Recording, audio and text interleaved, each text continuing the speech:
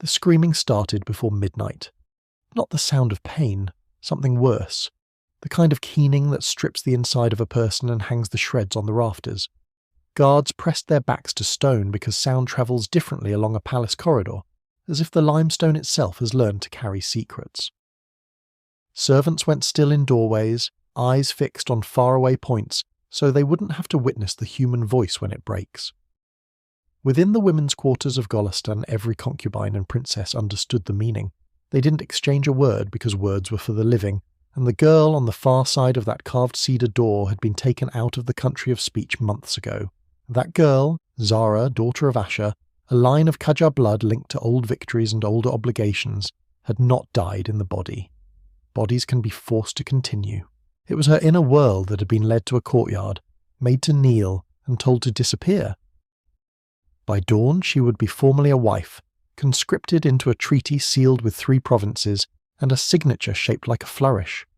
By midnight she had already been remade, a ritual object in silk. Yes, but also the proof of concept of an empire's science, the careful erasure of a will without leaving a bruise. What the empire called preparation, the women themselves had learned to call something else in the privacy of their thoughts, in the tiny hours when the lamps burned low and no steward listened at the lattice. Unmaking. It began with language, because that's where selfhood lives. 6 months earlier, Zara's vocabulary had been taken into custody.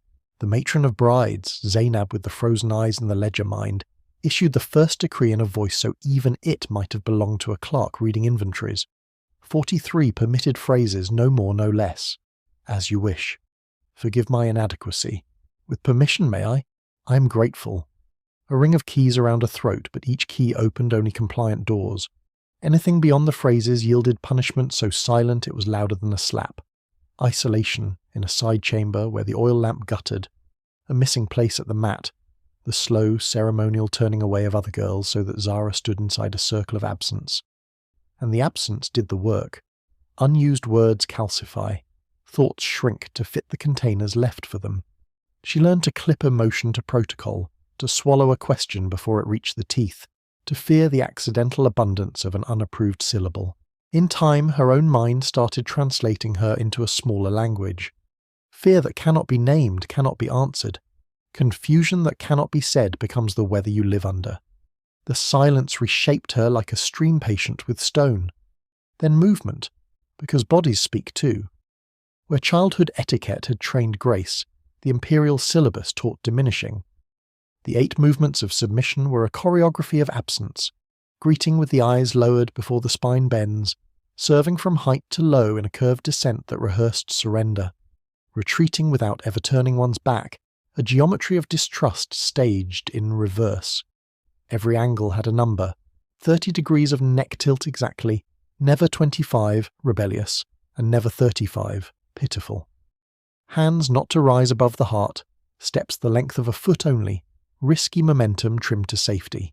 Hours passed on the polished floor while older women corrected her body like a miscopied text. Arch less, fold more, erase there. Errors were not private.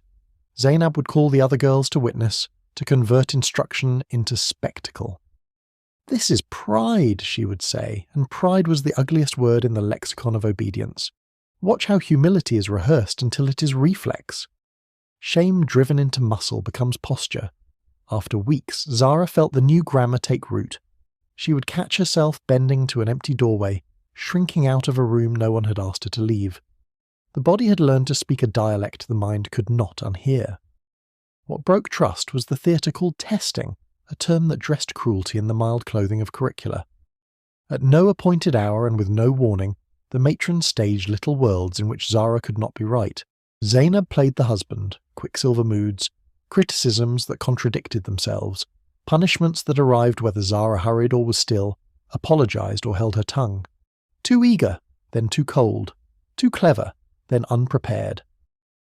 There is a map in psychology for this country, the land where outcomes have no treaty with effort, and its borders are called helplessness. The mind, hunted in a maze whose walls move, learns the only stable thing is defeat. Beyond the sting of each failure was a colder lesson. Even reality could be denied. Sometimes Zainab performed a ceremonial task incorrectly, and accused Zara of failing to anticipate the mistake. "A worthy wife restores her master's face to honour," she said to the heir, not to Zara, and the other women nodded as if they were at prayer. The most lethal scene was silence itself, a morning in which Zainab addressed everyone but Zara, discussed Zara's defects as if examining a kettle, and refused to register a single sound or motion from the girl. To be erased while still visible is to be told the truth about power. It can make you fictional without killing you. The next day, Zara learned to be invisible for herself. Sleep dissolved. 3 a.m., divided night from night like a blade. Heart kicking, hands slick, breath a moth beating its own cage, Zara woke to a fear with no narrative. Terror without images is a kind of acid. It eats whatever container you pour it into. The matrons read the panic as progress. "Her nerves have found their discipline," one said, pleased, and the physician, Mirza Bayram, with parchment hands and a record-keeper's neat disdain, confirmed in careful ink that the patient's autonomic reactions are favourable for her intended use. A phrase like a diagnosis like a sentence. He measured her the way a stablemaster might, wrists and hips and chest with a tailor's tape, noting flexion and endurance, pushing a joint a notch beyond comfort to confirm how far compliance went without words. He examined her as if her skin was state property, as if the borders of her body had been redrawn by imperial decree. He made the visits random so that no ritual could soften them. The randomness was not a side effect, it was the point. Dread loves calendars, deny it a date, and it breeds everywhere. Instruction in duty arrived draped in euphemism. Surya, once a provincial governor's wife and now a docent of surrender, spoke of needs and obligations the way a steward discusses inventories, a roster of postures, a repertoire of stillness, an injunction against sound. No names for what passes between bodies. Names can brace a person, but mandates. Never refuse. Make no claim on comfort. You are a vessel for the alliance. Vagueness sharpened fear like a whetstone. The unpictured becomes monstrous. The undefined admits every worse possibility. 5 months in, Zara found herself watching from a 0.2 arm lengths outside her own body, a trick the mind performs when staying would be an injury. Dissociation saved her across days. The price it asked came due in identity. The last week was pure ritual, an inventory of objects Zara was told she might encounter and must not resist. Items named without heat, shown without context, placed back into velvet as if they were instruments of music rather than instruments for ending noise. Something inside her cracked with a sound she could not hear. Panic attacks multiplied until they were less attacks than climate, and the physician, faithful to his task, prescribed sedatives that tamped her reactions without returning her to herself. On the morning of the wedding, silk and gold did what silk and gold do. They made the surface magnificent and the weight unmanageable. The ceremony was swift, the celebration long, the signatures compliant, the proxy's assent a technicality that unrolled like an ancient carpet. She absorbed it all through glass. Evening brought the red-draped chamber, a room decorated with the grammar of welcome and the punctuation marks of power. Lamps performed softness that could not convince. Mariam, the small old overseer whose kindness had been used up in some earlier century, positioned Zara on the bed like a figure placed into a tableau and locked the door from outside. The rest is simple and therefore unspeakable, a thing that passes under the smallest words because the smallness protects what is left of a person's outline. He came. She lay as she'd been trained to lie. 20 minutes can last for an hour if the clock is your pulse. The matrons entered at their appointed time, read the linen like an archive, left satisfied, and the night became loud. It was not the act that tore her. It was the sudden failure of distance, the event of re-entering the body all at once and finding everything on fire. The scream that braided the corridors was not a message. It was the sound a mind makes when the last room in it collapses. What followed for Zara, for most of them, wore the mask of normal.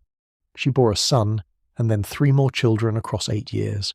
She attended ceremonies with the correct modesty. She said the 43 phrases at the right thresholds. She lived into her 50s with a dignified illness that was really a kind of exhaustion, a surrender finally honoured by the organs that had carried her like a duty. In private, older women spoke with the intimacy of mourning about the girl she had been. Curious, bright, a reader with margins full of thoughts, and the apparition who replaced her present the way a lamp is present, light without witness. The empire's ledgers counted a success, alliances strengthened, heirs produced, households tranquil, and if the arithmetic subtracted a person, that remainder had always been the point. In the archives one sometimes finds the other names: Ashraf, whose diary becomes musicless scratching by month 4, Fatima discovered in the garden staring at a sky that refused her, Nosrat, whose sister wrote that she moved like a puppet, whose strings were reeled from somewhere far beyond prayer. The pattern is geometry, identical angles repeating until a border appears. The palace did not stumble into this, it engineered it. The science of compliance matured behind curtains, refined by women who had themselves been refined by it, passed from mouth to mouth as secrecy and from body to body as fate. The method worked because it was patient and because it understood what modern words would later name, that to control speech is to narrow thought, that to police movement is to recode instinct, that to scramble cause and effect is to breed surrender, that to violate the border between person and thing is to redraw the map of a soul. That first midnight scream was only the Empire congratulating itself, in a voice no one could pretend not to hear. It is tempting to end with the scream, to cut to black and leave the echo to finish the work. But history doesn't end at thresholds. It keeps walking down the corridor and taking notes. What happened to Zara was not a singular horror preserved in amber. It was a process installed, maintained, and audited like the aqueducts. It ran on women because empires understand economies. The cheapest enforcers are those already captured by the system. The overseers were not villains from a theatre piece. Most had survived the same constructions and now managed their survival by repeating the script from the opposite side of the stage. Each instruction given to a girl shored up the instructor's own scaffolding. If the ritual had been necessary to make me, the mind whispers, it must be necessary to make you. The alternative is unbearable. To admit that what preserved me was that I became an instrument of my own diminishment. So the knowledge travelled as a kind of dark dowry, methods disguised as wisdom, cautions dressed as care, the old damage returning as policy. This is how trauma becomes tradition. It learns to call itself love. Outside the women's wing, the machine translated girls into treaties. Royal daughters were minted like coins whose metal came from the mines of silence. The council chamber performed arithmetic, land and rank in exchange for a body guaranteed to obey, and the guarantee required a laboratory. 6 months was an interval chosen not by superstition, but by trial. It is long enough to turn a habit into a reflex, long enough for the body to forget its previous grammar, long enough for fear to harvest sleep. The program varied at the edges. Older brides endured intensified movement work to erase the last adult postures. Younger ones received more fables about duty, but the core was invariant. Reduce speech to formal assent, translate posture into apology, break prediction by untying effort from outcome, police connection by weaponizing the group, penetrate privacy with examinations that name themselves benevolent, thread it all with ritual until cruelty acquires the aroma of incense. The palace did not need to invent pain, it simply systematized uncertainty. The documents we have, because even secrecy leaves fingerprints, tell the story in clinical handwriting and in sentences smuggled through kinship. A physician notes autonomic reactions, favourable for her intended use. An aunt writes that her niece has learned the art of not existing when called. A ledger records purchases of silk and lamps, and a private margin beside the entry mutters that the new bride has forgotten how to laugh with her teeth. Scattered diaries fall apart stylistically around the same month, the pen forgetting grammar precisely when the body forgets ease. There is an entry where a girl lists the permitted phrases as if counting stones in a pocket and then writes, "I know there were other words once. I cannot remember what they were, for later readers call this decline." The palace called it readiness. From time to time resistance surfaced, and the archive pivots around those small flames. A girl refused the 8 movements on grounds of royal dignity and learned that dignity can be starved of oxygen. The social death sentence, every face turned to a mask, every request treated as an atmospheric condition, lasted 3 weeks. She emerged performing perfectly. "I am already dead," she said, a half-joke with a full truth. Another hid books. The discovery rehearsal was public. Pages fed the brazier while Surya explained that thinking is an appetite that spoils obedience. What the ritual cannot allow is alternative narrative. Stories plant rival sovereignties. In the language of power, a girl who believes her mind belongs to her is a secessionist. The answer is preemption. Make imagination suspect. Make curiosity an ailment that the right cures. Replace inner commentary with official monologue until the echo's the only voice left. The wedding night itself has been mistaken in later retellings for the apex of harm, as if the story were about consummation rather than conditioning. But the palace's genius lay in arriving at that night with the work already done. Dissociation performed the service the matrons desired. Sedation completed it. The moment that unravelled Zara was not the act, it was re-entry. The failure of the distance her mind had built to do the one job it had left, which was to keep sensation from detonating. The scream was the aftershock of months. In other cases, the shock came later, diluted into years. A woman who could not look directly at her children because looking required inhabiting a body. Another who slept with her hands folded over her chest even while sitting, a posture that turned into ossified guardianship. The palace had invented a kind of inward widowhood. The funeral garments were invisible but perfectly tailored.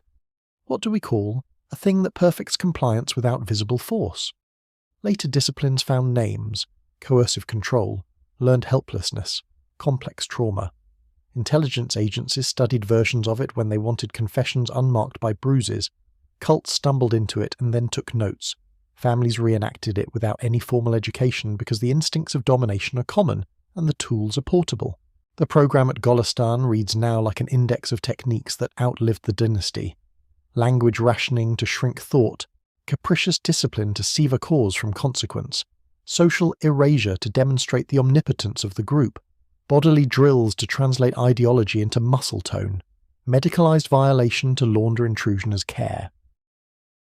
We flatter ourselves in the present when we pretend that recognition equals immunity. In truth, the past handed us a manual. The question is whether we use it to dismantle or to improve the device. One needs to be careful with blame because accuracy is sharper than outrage. The men in the council chamber needed guarantees. The matrons in the corridor needed coherence. The physician needed ink that balanced with precedent. None of these needs is innocent, and together they build an engine. But if we make monsters of the operators, we lose the more frightening lesson that ordinary people can be recruited by the craftsmanship of a system. Zainab is terrifying precisely because she is competent. She believes that safety lives down this road, that calamity waits for girls who are not broken correctly. She's not wrong about the world's appetite. She's wrong about the appropriate offering. The cruelty is not a glitch in her. It is a feature of the structure. Replace Zainab with another name, and the program continues as smoothly as water from a higher shelf. What about the men these girls married? The archive is sharper about linen than about husbands' hearts, but hints surface. Some were transactional and remote. Some were brutal and expected gratitude for not being worse. Some were bewildered by a wife who had been trained to be unreachable. A few appear to have preferred lively companionship, and found themselves legislated into silence by the very ritual meant to secure their authority. Power creates its own famine. By the time it finishes fortifying itself, nothing nourishing can cross the moat. We know of a minor official who petitioned to have his bride's lessons softened because the lady does not look at the sky. The petition was denied. A wife who looks at the sky is a dangerous asset. In the geometry of control, joy is a structural threat. Zara's later years resembled a leaf pressed between ledger pages, intact in outline, colour dimmed, veins visible, scent gone. She taught her daughters the phrases because safety, once it is purchased at the price of smallness, is rarely returned. She taught her son caution because men trained by the system learn the system's limits too. When she died, the notation in the palace book was impeccably concise. Somewhere else, in a place without ledgers, an older cousin told a grandchild that Zara had once covered a table in paper, copying the night sky with a reed pen and making notes in the margins about the motions of things that refused to be owned. The grandchild asked where the papers were. Burned, came the answer, and then a softer sentence. But perhaps the sky remembered. What does one do with such knowledge now? The first temptation is distance. Call it the past and build a museum. But museums with glass between us and the exhibit are how empires survive themselves. The better work is recognition with the glass broken. Notice the modern rooms where phrases are rationed, workplaces where dissent is coded as ingratitude, households where apology is the only currency women are allowed to spend, online spaces where algorithms reward flinchless conformity. Notice the bodies drilled into performances, heels that shorten a stride, clothes that make breathing a negotiation, smiles rehearsed to preempt accusation. Notice how often unpredictability is weaponized, favour granted and revoked without pattern, feedback that changes its rubric the moment you learn it, the test that cannot be passed because the passing is not the point. Notice medicalized intrusion, the language of wellness used to enforce thinness, the language of protection used to surveil. Notice how groups redecorate cruelty as culture. Once you see the architecture, you cannot unsee it. The rooms pop up like stage sets wherever power wants quiet. There is also the matter of inheritance. Trauma taught as tradition can be untaught as lineage. The women who administered the rites were not born with the script in their mouths. Someone handed it to them and told them it was survival. Another set of hands can offer a different text. Imagine a school in the same corridor, where the 43 phrases are replaced with 100 questions and 1,000 names for weather inside the chest. Imagine the 8 movements revised until they become the grammar of presence. How to take up space with kindness, how to retreat only when you mean to, how to bow to no one but grief and to rise afterward. Imagine testing that restores causality. Effort meets outcome. Failure yields instruction rather than humiliation. Praise anchors the possible. Imagine examinations that are consensual collaborations with a body, so that knowledge replaces fear. None of this unmakes what was done, but it interrupts the copywork. The rite ends when the next mouth refuses to carry it. Across a century and a half, the Qajar program succeeded more often than it failed, which is to say, the empire knew exactly what it was doing. Yet history is littered with subplots that survive in the margins. A servant who saw a girl's face blanch and looked back at her on purpose, granting the mercy of acknowledgement. A tutor who smuggled a poem into a lesson under the cloak of handwriting practice and told the child that some words are armour. A midwife who told a new mother that love is an authority older than contracts. These are small acts and, in the arithmetic of the state, negligible. Empires always miscount. They cannot compute what a human keeps hidden behind the ribs. Resistance is not only a banner in a square, sometimes it is the quiet decision to remember the original grammar of your body and to teach it, piecemeal, to the next person who might need it. If there is a thesis here, let it be plain. The most efficient violence is the kind that makes a person do the work of maintaining it. The Golestan ritual was brutal not because it shouted, but because it taught the girl to whisper the orders to herself. It trained her to police her tongue, to grade her posture, to humiliate her own ambition, to anticipate random punishments and preempt them with smaller punishments she applied privately. That is the engine. That is why the device travels so well across time and borders. It requires no particular culture, only a will to authority and a readiness to recruit the victim into the crew. You break a will once and the will keeps the schedule, and yet the fact of the archive itself is a kind of revolt. Papers surfaced, interviews were taken, the coded phrases were decoded. Someone's granddaughter kept a letter safe in linen, someone else refused to discard a physician's notebook because its ugliness testified. Scholars pieced a mosaic from shards, and the image that emerged was too precise to ignore. We are left with a mirror rather than a diorama. When you look into it, you can find Zara, yes, but you can also find a version of your workplace, your neighbourhood, sometimes your home. The echo is a call, not for spectacle, but for practice. Refuse small rationings of language when you can. Refuse unpredictability as pedagogy. Refuse to turn your face away when a person is being socially erased. Refuse to inherit a ritual that requires you to diminish someone to feel momentarily safe. These refusals are not performances. They are maintenance of a different order. In the end, Zara's story does not ask us to forgive an empire or to martyr a girl. It asks something quieter and harder, to know precisely what was done, to say its name without embroidery, to recognize its shapes when they appear dressed for a different century, and to carry forward a counter-narrative that makes new work possible. The official record writes, she served her purpose. The truer sentence is, They mistook a silenced person for a satisfied one. If you require an image to hold on to, keep this. A courtyard at Golestan in late afternoon, thin light on stone, a young woman moving across it with a stride a little longer than permitted because she has remembered, in her body, the existence of horizons.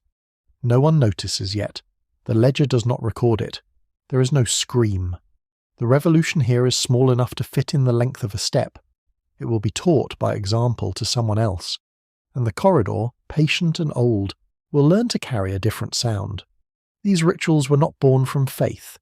They were born from power. Religion was only the costume, the mask used to sanctify control, to hide cruelty behind the language of duty and purity. No scripture ever demanded the breaking of a girl's mind. No true faith ever asked for obedience purchased through suffering. What happened in those palaces was not religion. It was politics wrapped in prayer. It was men using the vocabulary of God to secure the architecture of empire. And long after the prayers ended, the system remained, feeding on silence, disguising domination as devotion.